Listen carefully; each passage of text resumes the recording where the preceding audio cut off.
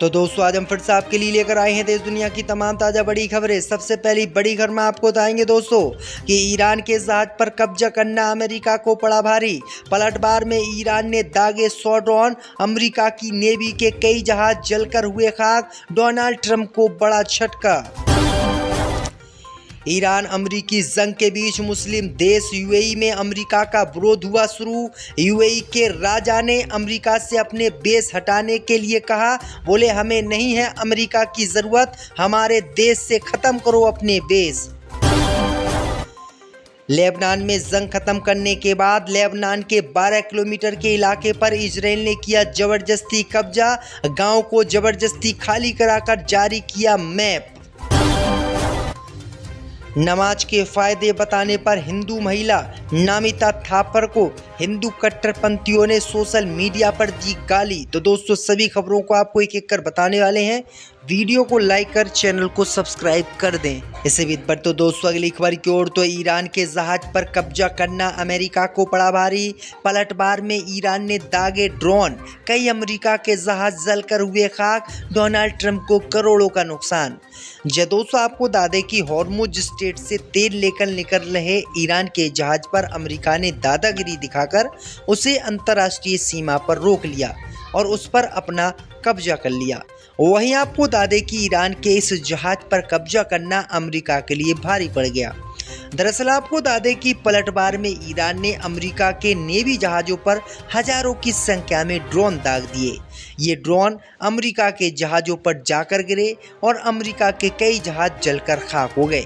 खबर ये भी अमेरिका के लिए बुरी है। अमेरिका का थर्ड सिस्टम और जो एयर डिफेंस सिस्टम थे वो एयर डिफेंस सिस्टम ईरान के इन ड्रोनों को रोकने में नाकाम रहे और खरबों रुपये का नुकसान अमेरिका को हो गया। इसी के बीच ईरान ने अमेरिका को धमकी भी दे दी है कि अगर हॉर्मुज स्ट्रेट से अंतर्राष्ट्रीय सीमा में अगर अमेरिका ईरान के जहाज़ों को रोकेगा, उन पर ज़बरदस्ती कब्जा करेगा, तो वो इस्लामाबाद में होने वाली शांति वार्ता में शामिल नहीं होगा और फिर वो ईरान अमेरिका पर हमले शुरू कर देगा। तो ये बड़ी अपडेट आई दोस्तों कि ईरान ने भी पलटवार तगड़ा दिया है, जिससे उम्मीद जताई जा रही है कि फिर से जंग शुरू हो सकती है। इससे भी बढ़ तो दोस्तों अगली खबर की ओर तो ईरान अमरीकी जंग के बीच अमेरिका को लगा मुस्लिम देश यूएई से झटका। यूएई ने अमेरिका को धमकी देते हुए बेस खाली करने के दिया आदेश, बोले हमें नहीं है अमेरिका की ज़रूरत। दोस्तों आपको बता दें कि ईरान और अमेरिका के बीच जो युद्ध 36 दिनों चला था, उस युद्ध में अब यूएई बुरी तरीके से बर्बाद हो गया है। दरअसल आपको बता दें कि मुस्लिम देशों ने अपने यहाँ पर अमेरिका के बेस बनवा लिए थे और इन्हीं बेसों पर ईरान ने जब जंग शुरू हुई थी तो हमले किए थे, जिसके कारण यूएई तबाह हो गया है और एक एक रुपये के लिए मोहताज हो गया है। यूएई एक ऐसा देश है जो सिर्फ पर्यटकों यानी टूरिज्म पर ही चलता है। दुनिया भर के लोग वहां घूमने जाते हैं और उसी से उसकी कमाई होती है। लेकिन जब ईरान ने यूएई पर हमले शुरू कर दिए तो यूएई की अर्थव्यवस्था तबाह हो गई। यानी दुनिया भर के लोग जो यूएई घूमने जाते थे, उन्होंने यूएई डर के मारे घूमने से मना कर दिया, जिसके कारण होटल और जो उसकी बड़ी बड़ी बिल्डिंगें थी बिक रही थी, वो लोगों ने ख़रीदना बंद कर दिया। अब खबर सामने निकल कर आई दोस्तों कि ईरान के हमलों से डरे यूएई मुस्लिम देश संयुक्त अरब अमीरात ने अब अमेरिका को फटकार लगाई है। यूएई ने साफ शब्दों में कह दिया है कि हमें अमेरिका की ज़रूरत नहीं है। जब ईरान ने हम पर हमले किए थे तो अमेरिका ने हमको नहीं बचाया था और हमें अब अमेरिका की ज़रूरत नहीं है। यूएई ने अमेरिका से सभी अपने सैनिक हटाने की बात कही है। यूएई ने कहा है कि अमेरिका अपने बेसों को खाली करे जो उसने यूएई में बना रखे हैं, हमें अमेरिका की ज़रूरत नहीं है। तो ये बड़ी अपडेट आ रही दोस्तों कि मुस्लिम देश यूएई ने अब अमेरिका को ये धमकी दे डाली है और कह दिया है कि हमारे देश को छोड़कर अमेरिका की सेना चली जाए और जो बेस बनाए हैं उन बेसों को खाली कर दे, क्योंकि जब हम पे ईरान हमला कर रहा था तो ये हमारे काम नहीं आए। तो ये बड़ी अपडेट आ रही दोस्तों कि यूएई ने ये तगड़ा झटका अमेरिका को दे दिया है।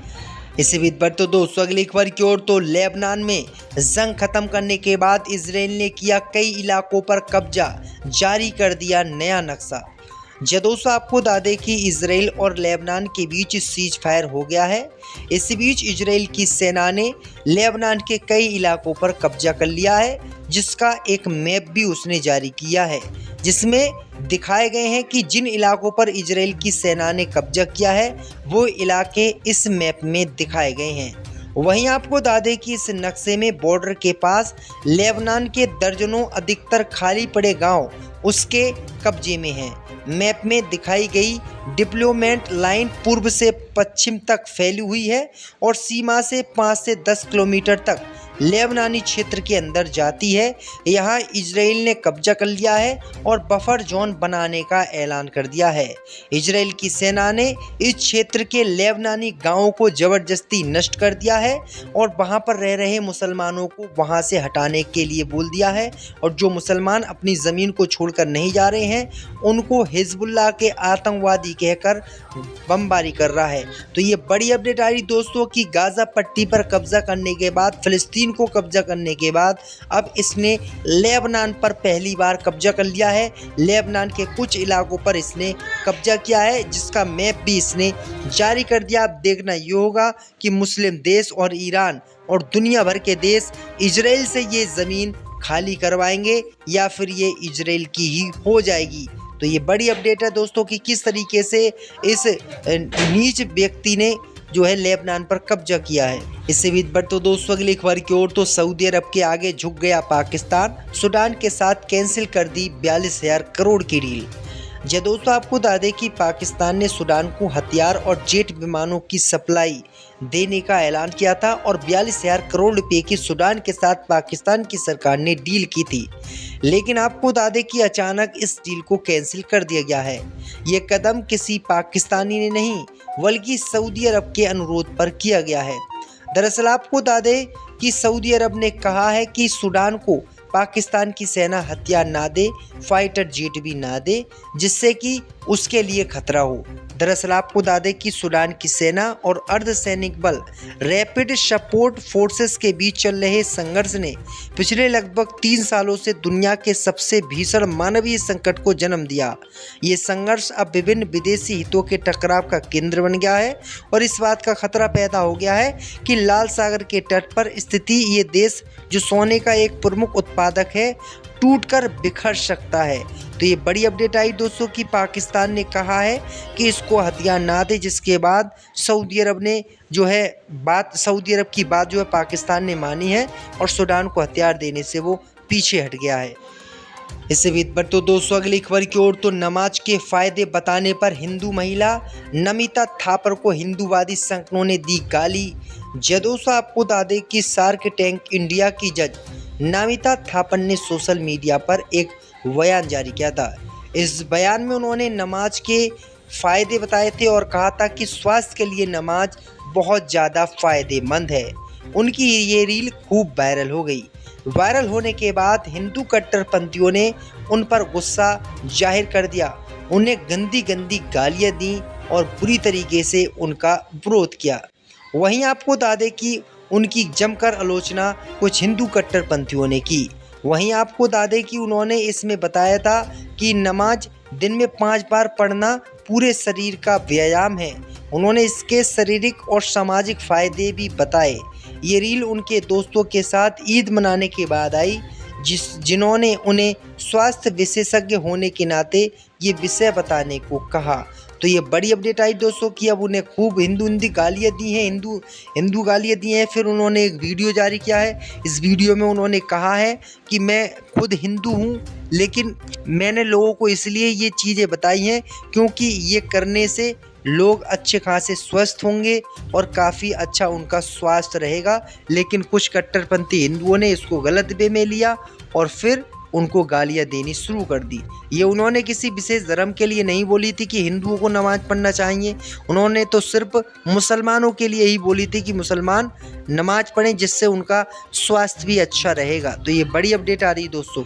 इससे भी बढ़ तो दोस्तों अगली खबर की ओर, तो ईरान अमरीकी जंग के बीच अमेरिका को लगा मुस्लिम देश यूएई से झटका।